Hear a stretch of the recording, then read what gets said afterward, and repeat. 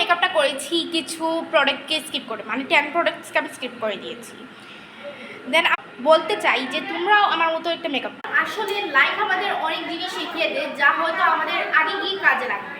3টি প্রোডাক্ট ছিল, সেটা দিয়ে আমি স্টার্টিং করেছি, শুরু করেছি। দেন আমি গিয়ে না মেকআপ কোর্স করলাম, একজন মেকআপ আর্টিস্ট হলাম, আমারও শুরু হয়েছে।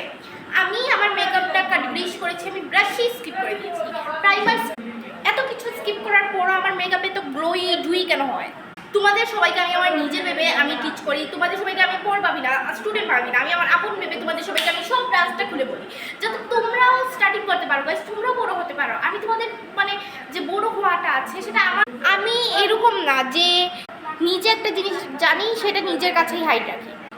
স্টার্টিংটা আমি কিছু এরকম করেছি যে এখন আমি একজন মেকআপ আর্টিস্ট। ইয়ারবাড দিয়ে কি মনে হয় যে এত সুন্দর কাট গ্রিস করা যায়? হ্যাঁ, করা যায়, যদি মনের ইরাদা ভালো থাকে ভাই।